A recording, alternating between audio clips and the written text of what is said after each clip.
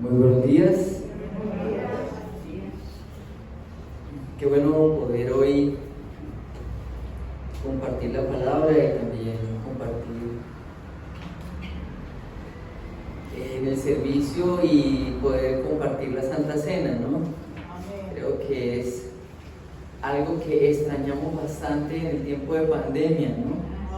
Que no podíamos hacerlo y bueno, me parece que es algo muy importante en la vida cristiana, recordar el sacrificio de Cristo por medio de la Santa Cena, ¿cierto? Entonces, bueno, que eso sea un motivo de gozo para nosotros hoy, ¿no? Vamos entonces a iniciar con estas imágenes de estas dos personas. Yo quiero que ustedes las vean y las voy a colocar un poquito en contexto. La de arriba es una mujer exitosa, representó a Estados Unidos en Miss Universo, una mujer que también abogada y muy exitosa, ¿no? Y es una persona que obviamente ahí se ve muy feliz. Y este es un pastor evangélico que su trabajo es más bien un trabajo con jóvenes. Quisiera preguntarles qué tienen en común ellos dos. ¿Qué diría uno que tienen en común? El éxito, ajá, muy bien. ¿Qué más? ¿Se ven tristes? ¿Se ven felices? Ajá, ¿qué más? ¿Cómo? Se ve que están sanos. Se ve que están sanos, ajá, muy bien, se ve que están sanos. ¿Algo más? Que están jóvenes. Que están jóvenes, muy bien. ¿Algo más? Tiene salud, se ve que están más saludables. Se ve con salud, sí, muy bien. ¿Alguna otra cosa que noten? Tienen títulos. Que tienen títulos, ajá, sí. ¿Algo más? Bueno, pues hay una cosa que ellos tienen en común. Recuerden una reina de belleza que este año pasado fue presentadora de una parte ahí en Miss Universo, y un pastor evangélico, ¿no? Y aparte de lo que ustedes mencionan, una cosa que tienen en común es que ambos se suicidaron. Ella se suicidó esta semana y hubo todo un revuelo en las redes sociales porque una persona que se veía tan feliz, tan jovial, tan exitosa, decidió quitarse la vida. Se lanzó desde un piso 20 algo en Manhattan. Y pues todo el mundo quedó impactado y colocó el problema actual acerca de la salud mental y el problema de cómo las personas optan por el suicidio. Y son personas que uno se imagina que una persona que se va a suicidar es una persona que se ve toda triste, deprimida y todo eso. Pero no, resulta que él, por ejemplo, una persona que había vivido una situación de depresión. La depresión es una enfermedad, y él mencionó que la había superado, predicaba sobre eso, y trataba de ayudar a las personas en ese tema, pero un día decidió suicidarse. Entonces, nosotros estamos viviendo otra pandemia que se dio y que se levantó más, se agudizó en el tiempo de estos días de pandemia, y es el problema de la salud mental, ¿no? Que ha afectado a tanta gente, y la gente está llena de temor, está llena de angustia, y eso ha incrementado en nuestro país y en muchas partes del mundo. Yo les comenté algo de cuando estuve en Suiza que me impresionaba que me dijeran que en Suiza hay personas que se les lanzan a los trenes. Entonces, esto lo que ha mostrado es una problemática, ¿no? Que se ha incrementado y a la que todos nosotros debemos estar atentos, pensando en nosotros mismos y pensando en cómo está nuestra salud mental, y también pensando en las personas alrededor, porque tú puedes tener una persona al lado tuyo que se ve muy saludable, que se ve muy jovial y todo eso, pero es posible que esté teniendo un problema de depresión o algo que le puede llevar a tomar una decisión como el suicidio, ¿no? Y todos enfrentamos situaciones de sufrimiento. Aquí estamos hablando de una mujer que pues no sé que sea cristiana, es una mujer, y también estamos hablando de un hombre que es cristiano. Entonces, esto de la depresión, el problema de la salud mental, es algo que afecta tanto a mujeres como a hombres y afecta tanto a personas cristianas como no cristianas. Y nosotros, el problema de esto de la salud mental es que vivimos en un contexto donde yo no puedo decir que tengo problemas de salud mental porque van a decir que estoy loco, ¿sí o no? ¿Qué van a pensar? Van a decir que me enloquecí, este evangélico se chifló o algo así. Eso es por andar allá, pandereta arriba y pandereta abajo. Pero resulta que creo que uno debe tomar esto con seriedad y si en algún momento uno se da cuenta que está teniendo problemas de eso, uno debe buscar ayuda y pues obviamente no optar por el suicidio. Y la cuestión es pensar que todos nosotros enfrentamos situaciones de sufrimiento, ¿sí? Situaciones difíciles. El problema es cómo las enfrentamos, ¿no? Y yo quiero que ahora, pensando en esto, hagamos un ejercicio cada uno de autoevaluación. Usted no me tiene que decir nada a mí, es usted reflexionando sobre cómo enfrenta usted el sufrimiento, cómo ve usted el sufrimiento, cómo lo asume, ¿no? Y les voy a dar en una palabra varias opciones, resumidas en palabras, de cómo lo enfrenta usted. Y otra vez la idea es ser muy honesto al respecto, ¿no? Entonces, una sería, una posición respecto al sufrimiento es acéptalo, sencillamente acéptalo. Otro es págalo. Vaya pensando en cada una y usted vaya diciendo en cuál de estas estoy yo, ¿no? La siguiente es sopórtalo. La otra es evítalo. Y otra opción sería repréndelo. Entonces, se las recuerdo: acéptalo, págalo, sopórtalo, evítalo, repréndelo. Y piensen ustedes por cuál de ellas, con cuál de ellas se identifican. No me tienen que decir a mí nada, no tienen que decir nada en público, y los que nos están viendo por la transmisión pues también tomen una decisión y piensen ahí, bueno, yo honestamente, ¿cuál es mi posición respecto al sufrimiento?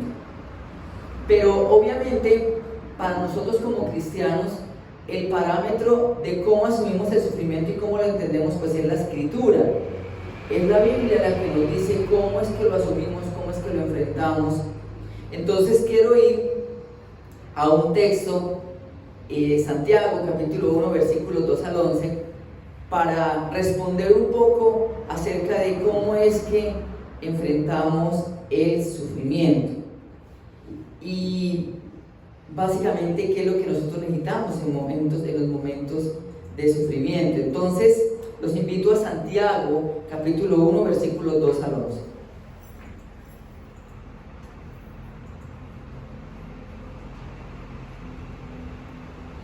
Y antes de leer el texto hay algo que quiero decir sobre las dos imágenes que mostré. Lo hice con temor y temblor porque mi actitud y la de nosotros no debe ser juzgarlos. Creo que uno tiende a juzgar muy fuerte a las personas que se suicidan, y si es cristiana, peor. ¿Cómo es posible que este evangélico haya decidido quitarse la vida, cierto? Pero la cuestión no es asumir una actitud de juicio contra ellos, sino que es que esto que ellos vivieron debe mostrarnos y ayudarnos a pensar y a reflexionar si de pronto yo estoy viviendo una situación así, y también cómo es que yo estoy asumiendo el sufrimiento, ¿no? Entonces no es con el hecho de juzgarlo, sino más bien es pensar en cada uno de nosotros, y esto nos puede ayudar a darnos cuenta si hay señales de alarma, de cosas que nos puedan mostrar que estamos viviendo o sufriendo de depresión o alguna cosa que nos puede afectar. Entonces vamos al texto, ¿listo? Hermanos míos, considérense muy dichosos, amén, cuando tengan que enfrentarse con diversas pruebas. Ahí ya no decimos amén, ¿no? Pues ya saben que la prueba de su fe produce constancia, y la constancia debe llevar a feliz término la obra, para que sean perfectos e íntegros sin que les falte nada. Si a alguno de ustedes le falta sabiduría, pídasela a Dios y Él se la dará. Pues Dios da todo generosamente sin menospreciar a nadie. Pero que pida con fe, sin dudar. Porque quien duda es como las olas del mar, agitadas y llevadas de un lado a otro por el viento. Quien es así, no piense que va a recibir cosa alguna del Señor. Es indeciso e inconstante en todo lo que hace. El hermano de condición humilde debe sentirse orgulloso de su alta dignidad, y el rico de su humilde condición. El rico pasará como la flor del campo. El sol, cuando sale, seca la planta con su calor abrasador. A este se le cae la flor y pierde su belleza. Así se marchitará también el rico en todas sus empresas. Y aclaro que yo estoy leyendo de la NBI, no estoy leyendo de Reina Valera, que fue la que pusieron aquí. Entonces, este texto nos ayuda, y a mí me ayudó mucho a pensar acerca de cómo es que uno, como cristiano, enfrenta el sufrimiento, ¿no? Y qué es lo que nosotros necesitamos en nuestros momentos difíciles. Y ese es el título de la predicación: ¿qué necesitamos en nuestros momentos difíciles? Y quiero colocarlos en contexto. El versículo 1 nos habla que este texto está escrito por Santiago, y él se reconoce como siervo de Dios y de Jesús. Santiago era medio hermano del Señor. Yo no voy a decir que hermano porque no tienen el mismo papá. Tienen la misma mamá, pero no el mismo papá. Entonces, él se expresa como siervo de Dios y de Jesucristo, y se dirige a las 12 tribus que están en la dispersión. Y es la iglesia que ha sido dispersa a partir de un proceso de persecución que se da, según lo dice el libro de los Hechos, a partir de la muerte de Esteban. Empieza todo un proceso de persecución de la iglesia, pero Dios usa esa persecución para el crecimiento del reino de Dios y la expansión del evangelio. Y él termina con un saludo. Entonces, esta vez sí les voy a dar el título desde un principio: ¿qué necesitamos en nuestros momentos difíciles? Entonces, lo primero es considerarnos muy dichosos. ¿Amén? Amén. Ok, este es una bienaventuranza, y el término que se usa ahí para dichosos en el original es Macarios. Es el mismo término que se usa en las bienaventuranzas de Mateo 5. Entonces está hablando de una bienaventuranza, de considerarse muy dichosos, ¿no? Y como lo dice en la lectura, considérese muy dichoso, y uno dice amén y gloria a Dios. Pero cuando hablan de cuando tenga que enfrentarse con diversas pruebas, uno ya como que lo piensa, ¿no? Y lo interesante aquí es que el texto habla de considerarse dichoso. Es decir, es en la manera como uno piensa, es frente a las situaciones difíciles. Nosotros llegamos de diferentes trasfondos y pensamos del sufrimiento de cierta manera, pero cuando llegamos al Evangelio, la perspectiva del sufrimiento debe regirse por lo que dice la Escritura, y la manera como nosotros enfrentamos el sufrimiento se debe regir también por la Escritura. La Escritura también nos da una respuesta para eso. Y la gente, a mí me sorprende muchísimo las personas de la teología de la prosperidad, porque es que el tema del sufrimiento, uno diría que es uno de los hilos conductores en la Biblia. En el Antiguo Testamento tenemos a Job, pero tenemos a un montón de personajes que sufren por seguir al Señor. Tenemos a José, tenemos a David, tenemos a Job y a muchos otros personajes. Y en el Nuevo Testamento, pues Jesús, el ejemplo por excelencia, pero también sus apóstoles, que sufrieron muchas cosas. Entonces yo digo, es negar una realidad que corre a lo largo de la Escritura, ¿no? Entonces, el texto no habla de que nos sintamos muy dichosos, ojo con eso. La cuestión no es de emociones, porque es muy posible, muy probable que usted en medio del sufrimiento no se sienta gozoso, porque nos afecta. Nosotros somos seres humanos, no somos de palo, a nosotros nos afectan las situaciones. Entonces, ese cuentico de que, ay, usted está sufriendo, hermano, se tiene que estar remolineando, porque es que el texto dice que usted debe sentirse gozoso. No, el texto no dice que se sienta gozoso, no es cuestión de emociones, porque las emociones son muy fluctuantes, es cuestión de cómo pensamos nosotros respecto a las situaciones difíciles, ¿no? Y el cristianismo, por medio de la Escritura, debe entonces cambiar nuestra perspectiva de esto y de cómo enfrentamos estas situaciones. Y Dios ha venido tratando conmigo en diferentes formas en cuanto a eso. Y las pruebas tienen que ver allí con las situaciones difíciles de nuestra vida, ¿no? Y William Shakespeare decía que cuando las penas vienen, no vienen como espías solitarias, sino en batallones. Es decir, parece que las situaciones difíciles se pusieran de acuerdo para venirse todas al mismo tiempo. ¿No les ha pasado?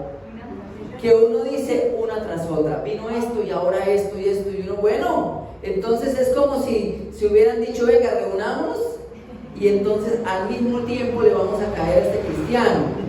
Entonces a la 1, a las 12, a las 3, y ¡pum!, se vinieron todas. Y aclaro que el texto no está hablando de que el Señor es el que está mandando las pruebas, sino que son situaciones que se dan porque somos seres humanos, somos seres caídos. El COVID es una situación porque somos seres caídos, y entonces nuestra salud se afecta, y todo esto, ¿cierto? Entonces, esto yo lo viví ahorita en el tiempo que llego de Suiza. Se me vinieron varias cosas al tiempo, ¿no? Me roban el celular en el metro, recibo un correo de que no pagué un impuesto a la DIAN y me están cobrando una multa y tuve que pagar como $1.000.000 en eso.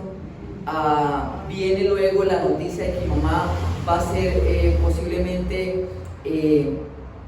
intervenida, tiene varias cirugías pendientes. Y también me da la noticia de que yo tengo que definitivamente practicarme una cirugía.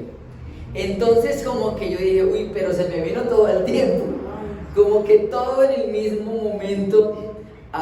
Y de hecho en mi tiempo en Suiza yo estaba, antes de irme estaba viviendo una situación muy difícil, y bueno, o sea, todo estaba como que viniéndose al mismo tiempo, ¿no? Y uno se pregunta, ¿por qué el Señor permite eso, no? ¿Por qué el Señor permite que todas se vengan al tiempo? Y el texto, después de dar esta exhortación a que nos consideremos muy dichosos cuando tengamos que enfrentar diversas pruebas, él luego nos da la razón. Dice que la prueba de la fe produce constancia. Y lo interesante de aquí es que el texto está como sugiriendo es la permanencia en la prueba de la fe. Y uno dice, pero es que no, es que es una locura. O sea, uno en el sufrimiento, ¿qué quiere? Salir corriendo, que esto pase rápido. Pero resulta que el texto lo que está hablando es que uno en medio de la prueba debe mantenerse constante. ¿Pero constante en qué? En la confianza en Dios. Está hablando de la prueba de la fe, es decir, nuestra confianza en Dios está siendo probada allí. Allí sale a flote si nosotros realmente estamos confiando en el Señor, que Él sigue siendo soberano, que no pasó como que, ay, Sandro se me salió de las manos, él verá qué hace con todos sus problemas. Y no estoy diciendo que es que Dios manda las situaciones, pero Dios sigue siendo soberano y sigue estando al control. Entonces nosotros, la idea es que reconozcamos esta realidad y que nos mantengamos firmes en la confianza en Dios. Entonces, ya aquí esto empieza a mostrar el hecho de cambiar nuestra manera de pensar. Y no es una actitud masoquista de Señor, mándame pruebas para que mi fe y confianza en ti crezca. No, usted no tiene que pedirle a Dios eso. Le van a llegar solitas. No se preocupe. Y en los momentos en que usted menos espera. Y le van a llegar seguramente varias al mismo tiempo. Entonces usted no tiene que estarlo pidiendo a voces ni colocando mensajes en Facebook. Estoy esperando pruebas. Gracias si vienen pronto. Porque es que quiero que mi fe sea aprobada. No, uno no pide eso, ¿cierto? Eso le van llegando. Y la cuestión aquí es que esto de la permanencia, la constancia en la prueba de la fe es porque esto tiene un fin, tiene un propósito.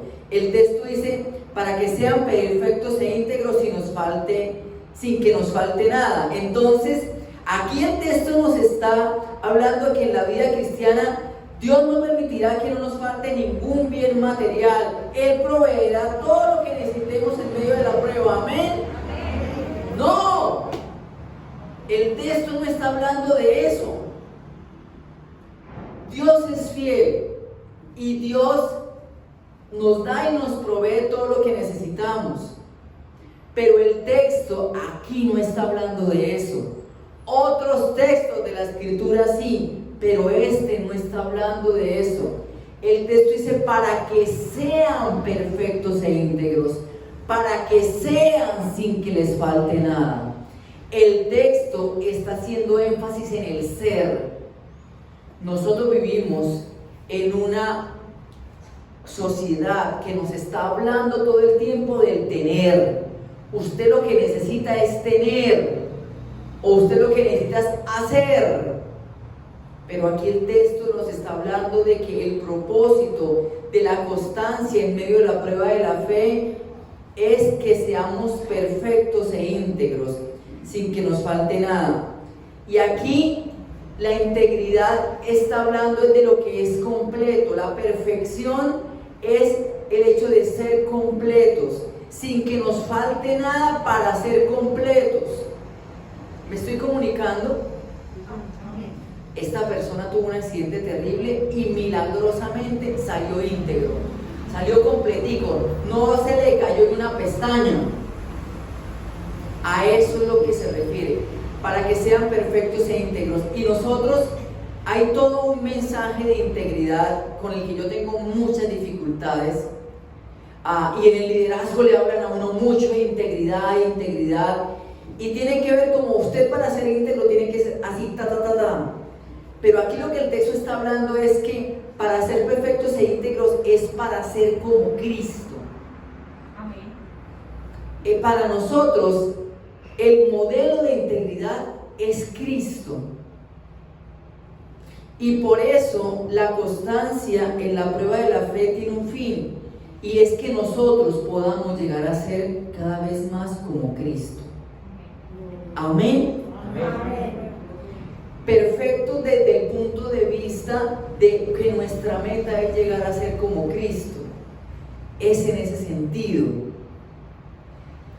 Entonces, nosotros tendemos a salir corriendo en medio de la prueba. Y algunos dirían, en el sufrimiento lo que hago es huyo, ¿cierto? O lo reprendo, etcétera. Pero resulta que Dios puede utilizar esas situaciones para hacernos crecer en algunos aspectos que necesitamos para parecernos más a Cristo. Y a veces nosotros desaprovechamos esas oportunidades y salimos corriendo porque pensamos, no, es que Dios no quiere esto para mí. Y otra vez, yo no estoy diciendo que asumamos una actitud de víctimas en el sufrimiento, ni que nos resignemos al sufrimiento, pero que seamos lo suficientemente inteligentes y sabios para reconocer que Dios puede utilizar esa situación para formar el carácter de Cristo en nosotros. Dios utiliza la palabra, el Espíritu Santo, para formar a Cristo en nosotros, pero también utiliza el sufrimiento, si nosotros lo permitimos. Y por eso nosotros no optamos por el suicidio, sino que reconocemos que las situaciones difíciles, si Dios las está permitiendo, son una oportunidad, porque hay cosas que yo debo aprender, hay cosas en las que yo debo crecer, y por eso nos consideramos muy dichosos, porque para nosotros el sufrimiento tiene sentido. El sufrimiento de Cristo en la cruz tenía todo un sentido y fue muy difícil, pero si no se da, nosotros nos hubiéramos quedado sin salvación. Y a veces nosotros, y Dios permite el sufrimiento para que aprendamos muchas cosas, pero también a veces para poder ayudar a otros. Entonces, ¿qué mayor privilegio? Y por eso nos debemos considerar muy dichosos, es porque esto puede permitir que nos parezcamos más a Cristo. Amén. Nosotros no queremos eso. No queremos parecernos más a Cristo. Pues ese es el mayor privilegio que nosotros tenemos. El mayor privilegio es podernos parecer cada día en nuestro carácter, nuestra manera de ser. En el físico no tanto, porque yo no tengo un perfil así como de judío, sino físicamente.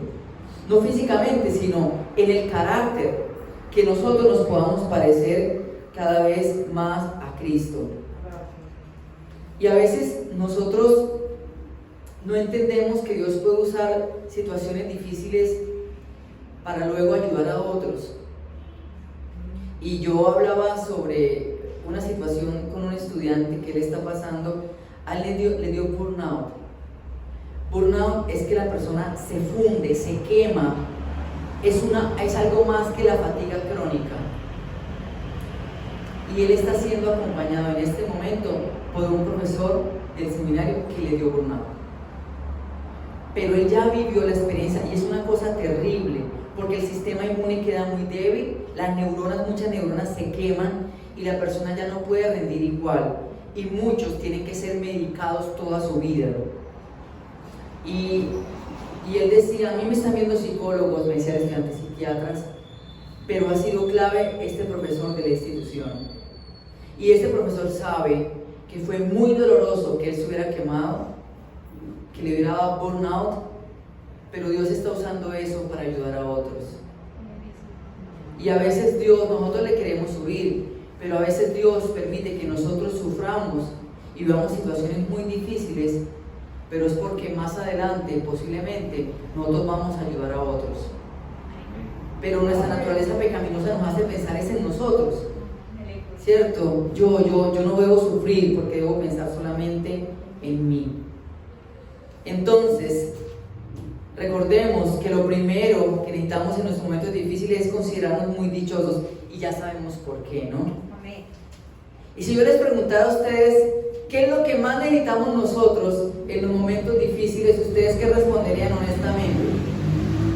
Lo que yo hago, arrodillarme delante de Dios. A mí me viene la ganas de llorar y de salir corriendo, no me arrodillo. Sí, pero uno lo que quisiera más en los momentos difíciles es que eso se solucione de una. Que pase rápido.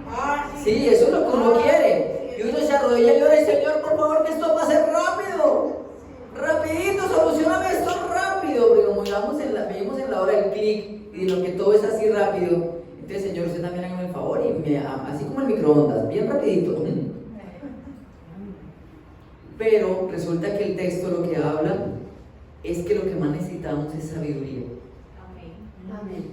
Y lo segundo es, pidamos sabiduría a Dios. ¿Y quién debe pedir? el que tenga falta de ella. Si a usted se le sobra la sabiduría, pues entonces no le pida a Dios. Pero creo que a nosotros consideramos que todos nos falta sabiduría.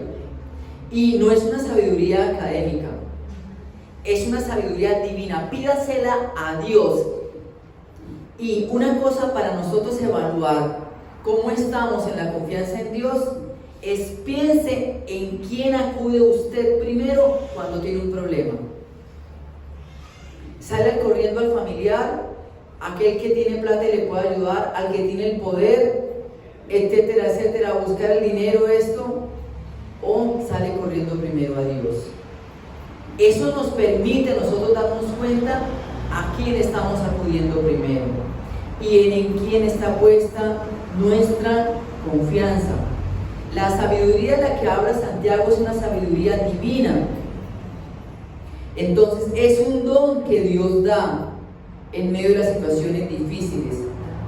No es un talento que nosotros tenemos, es algo que Dios nos provee. No es algo que el hombre tenga, es algo que solamente Dios puede saber. Pero es una sabiduría para mantenerse constante en la confianza en Dios en medio del sufrimiento.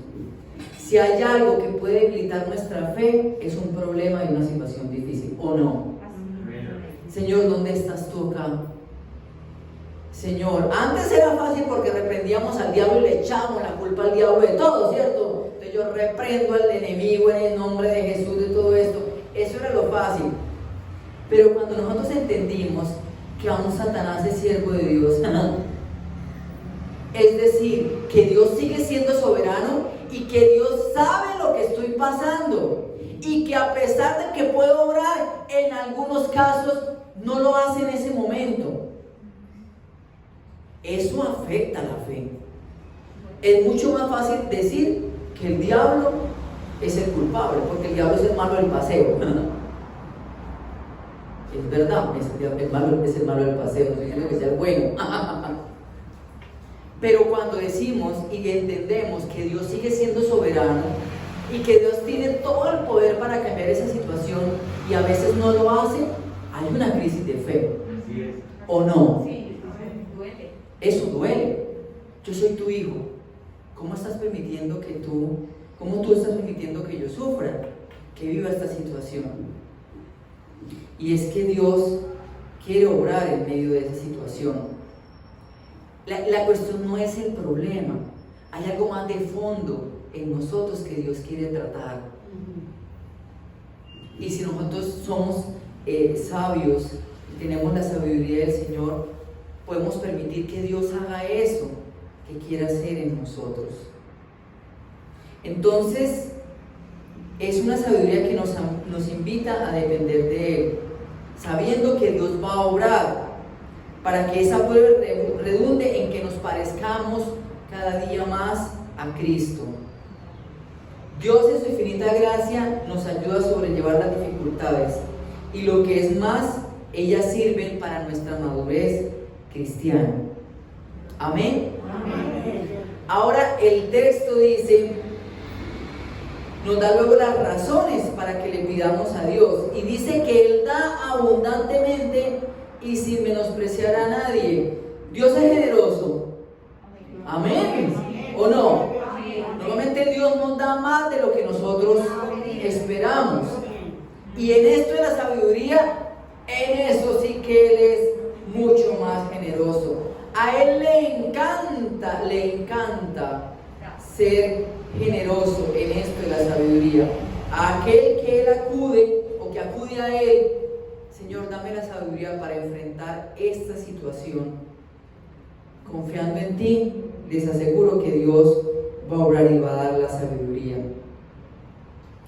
Y algo que yo he aprendido en mi vida, y es que nosotros nos complicamos tanto la vida. Creo que a veces la solución está a la vuelta de la mano, es tan sencilla y nosotros no nos damos cuenta. Nosotros pensamos que necesitamos quién sabe qué cosa para que esto se solucione, y a veces se soluciona de una manera tan sencilla. Hubo algo en la situación difícil que yo estaba viviendo el año pasado, donde Dios me habló y me dijo en un texto: estad quietos y sabed que yo soy Dios. Y eso se trata, la confianza en Dios en algunos casos. Pero nosotros vemos el problema y lo que queremos es salir corriendo a buscar a ver qué vamos a hacer y cómo vamos a solucionar esto. Y solamente al final, cuando ya la cosa se ha agrandado, vamos a Dios a decirle: ay Señor, esto se complicó mucho, ayúdenme. Y a veces necesitamos solamente confiar, orar al Señor, como lo muestra el texto, y ver cómo Dios obra. Cómo Dios obra en esa situación. Y Él dice que debemos pedir con fe sin dudar, es decir, confiando en que Dios nos va a dar esa sabiduría. Ojo, confiando en que Dios nos va a dar la sabiduría, no necesariamente confiando en que Dios lo va a solucionar, o que Dios lo va a solucionar como nosotros pensamos que se debe solucionar, sino es más bien el hecho de seguir confiando en el Señor. Y la cuestión es que, ¿cómo se debe pedir? O las razones para pedir así. El texto dice que quien duda no recibe nada del Señor y es inconstante en todos sus caminos. Es decir, quien no confía en el Señor en ese contexto, pues no va a recibir nada de Él. A Dios le encanta que confiemos en Él. Y a veces nosotros pensamos y somos inconstantes porque pensamos que Dios es así, pero resulta que esto no es así. Entonces nosotros necesitamos en los momentos difíciles de sabiduría. No necesariamente la cuestión es que necesitamos el del dinero o que necesitamos el de este médico que me lo solucione. Obviamente muchas veces necesitamos eso, pero es ser sabios de cómo enfrentamos las situaciones para que Dios nos dé su confianza para seguir firmes en Él y que no terminemos cargados con Dios y decir: como no me lo solucionaste, me voy y ya no me relaciono más contigo, yo a la iglesia no vuelvo, porque eso ha pasado muchas veces, ¿cierto? Con algunas personas que fueron situaciones difíciles que hicieron que decidieran no seguir más al Señor.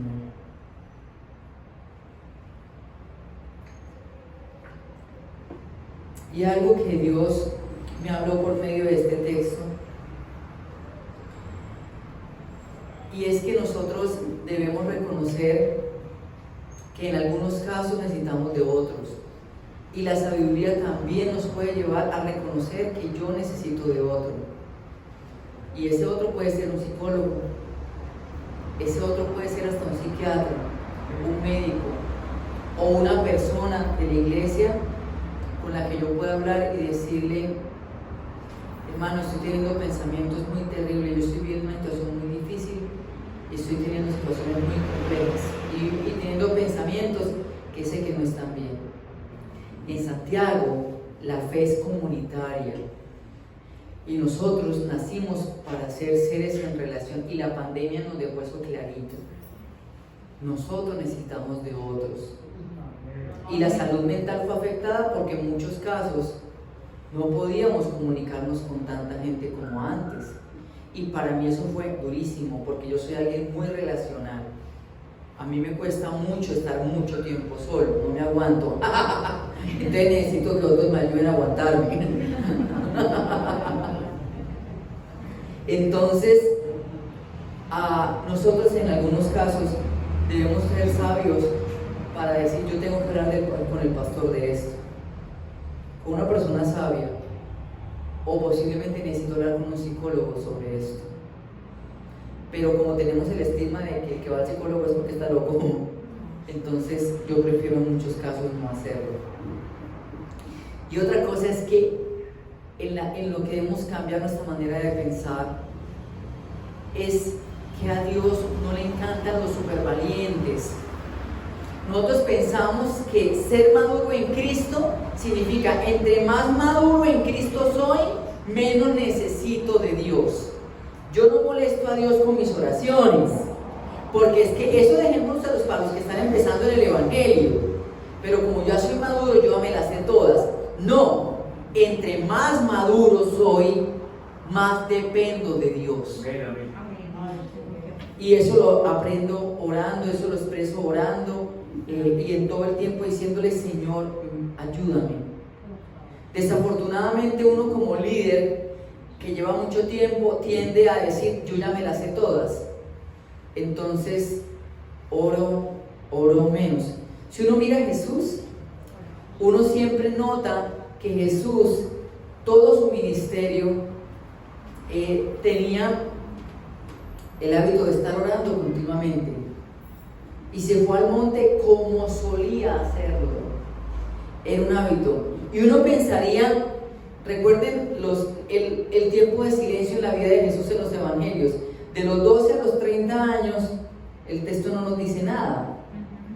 Entonces resulta que ese fue el tiempo de preparación de Jesús para su ministerio, porque cuando Jesús aparece en los evangelios, aparece ya listo en el ministerio. Pero ¿qué ve uno a Jesús? A un Jesús maduro, teniendo claro lo que tenía que hacer, pero a un Jesús que está completamente orando, mostrando su dependencia del Padre. Y era el más maduro de todos. Si Él, que es el más maduro de todos, es nuestro referente de madurez, oró en el momento cúspide de su ministerio, que es ir a la cruz, ¿cuánto más nosotros debemos hacerlo? Y pensamos a veces que no, ¿cierto? Entonces, depender de Dios es una expresión de nuestra madurez cristiana. Tercero, coloquemos nuestra confianza en Dios. Y el texto hace algo aquí magistral que a mí me encanta, como el autor lo hace. Voy a leer nuevamente los versículos 9 y 10. El hermano de condición humilde debe sentirse orgulloso de su alta dignidad. ¿Ante quién? El hermano de condición humilde, o sea, el pobre, debe sentirse orgulloso de su alta dignidad ante Dios. Y el rico de su humilde condición, ¿ante quién? Pues ante Dios. ¿Qué hace el texto? Él exalta al pobre y hace descender al rico para colocarlos al mismo nivel. Y decirles: señores, ustedes ante Dios son exactamente lo mismo, son iguales. Y de alguna manera el mensaje es: oiga, señores pobres, ¿ustedes qué hacen colocando su confianza en los ricos? Si al fin y al cabo el rico se marchitará, pasará como la flor del campo. En medio de las situaciones difíciles, ojo con quién o en quién están colocando su confianza.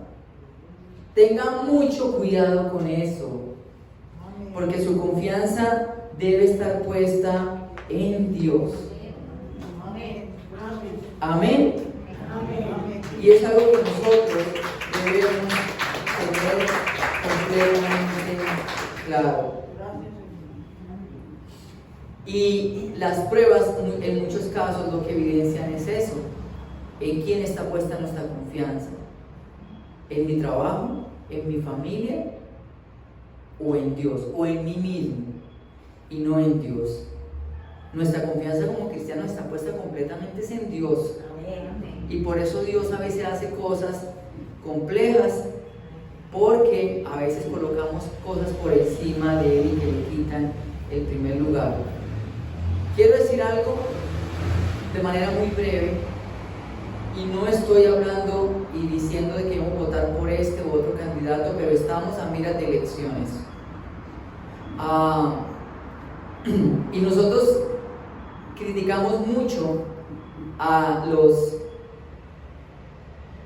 mismos candidatos que luego pelan el cobre y lo que muestran es que estaban pensando en ellos mismos, no, y quieran llegar a ir a por todo el salario y todo el poder que iban a tener allí, y eran pensamientos, intenciones muy egoístas, ¿no? Pero creo que nosotros debemos pensar si la actitud nuestra puede que sea la misma. y estoy pensando, yo voto por este candidato porque es el que va a favorecer a la iglesia evangélica, o es que el que me va a favorecer a mí. Y no pensamos en cuál es el candidato que le conviene más al país. En medio de la situación tan difícil que estamos viviendo, es pensar en esto, ¿no? No, pero es que de pronto con este candidato entonces va a haber una persecución para la iglesia. Y si Dios quiere que haya persecución, recuerden Santiago, lo que les dije. La iglesia ha crecido más en los momentos de persecución. Y hemos orado para que las personas lleguen a conocer del Señor. Y Dios puede utilizar una persecución en la iglesia para respondernos esa oración. Y Él va a responder como Él quiere porque Él es soberano. Y en medio de la persecución, Dios va a orar y nos va a guardar y todo esto. Pero Dios puede hacerlo. Entonces, seamos sabios en pensar por quién es que vamos a votar nosotros. ¿Cierto? Porque es una responsabilidad que tenemos como ciudadanos. ¿Sí? Y hacer un voto que sea a conciencia, ¿cierto? Para concluir, hace poco escuché que normalmente Colombia es el país más feliz del mundo. Y creo que es el más feliz o está entre los más felices otra vez, ¿no? Y eso llama mucho la atención. Como un país que lleva más de 50 años en guerra, sus ciudadanos se sienten tan felices, ¿no? Y la gente, sí, claro, es que lo importante es la felicidad, ¿no? Y para nosotros como creyentes lo más importante es ser felices, ¿amén? Amén. Pues no. ¿Quién les dijo a ustedes eso? Ustedes ya se comieron el cuento del mensaje del mundo. Lo más importante para el creyente es ser como Cristo. Y por eso la gente se suicida, porque ya no soy feliz. Y por eso yo me divorcio, porque ya no soy feliz contigo. Ya tú no me haces feliz. ¿Cierto?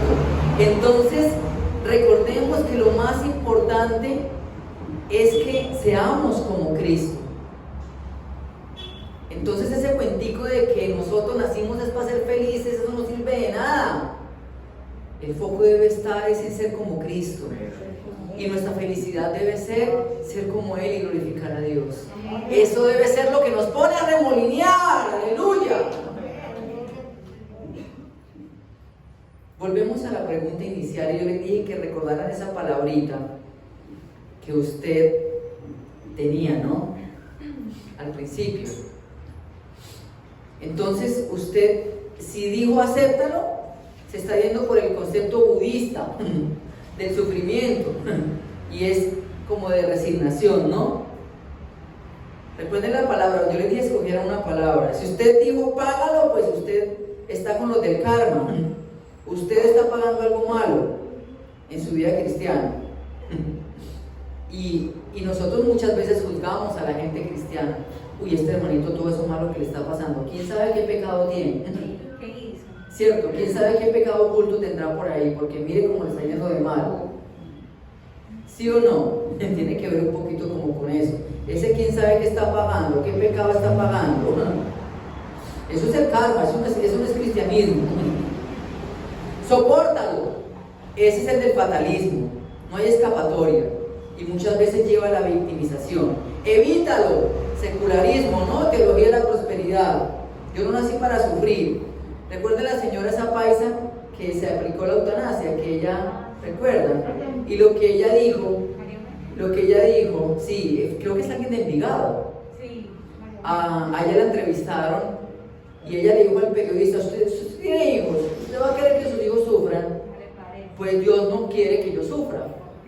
Entonces yo por eso decido que me aplique la eutanasia. Y no quiero juzgarla, yo me imagino que el sufrimiento y el dolor que ella estaba teniendo es fuerte, pero lo que ella dice está reflejando el concepto de mucha gente cristiana, pues mundana mucho más, pero mucha gente cristiana. Entonces, ¿cuál sería el... sí, me falta uno, repréndelo, el de los neopentecostales. Entonces el sufrimiento yo lo reprendo en el nombre de Jesús. Pero resulta que según el cristianismo, ¿cuál sería? ¿Qué diríamos nosotros? Pues enfréntalo, pero en dependencia de Dios. Amén. Esa es la clave. A eso es lo que nos invita Dios, confiando en que Dios sigue al control y Él estará haciendo en nuestra vida lo que Él quiera. Entonces, ¿qué tal si oramos y le pedimos al Señor que Él nos ayude? Y que Él nos provea la sabiduría para mantenernos en dependencia de Él en los momentos difíciles, confiando en que Él va a obrar conforme a su misericordia, pero dependiendo de Él. Recuerden, a Él le encanta que dependamos de Él. Padre, en el nombre de Jesús te damos gracias por tu palabra. Y Señor, entonando esta canción, vamos a orar, Señor, por esto, Dios. Que tú nos ayudes, Dios, reconociendo que tú estás con nosotros, Padre, que tú nos ayudas, Dios, en medio de las situaciones difíciles. Obra de una manera especial, Señor. Obra, Señor, y ayúdanos a mantenernos confiando en ti, Señor. Que a pesar de los momentos difíciles tú nos sigues amando, sigues siendo Dios, que estás escuchando mis oraciones,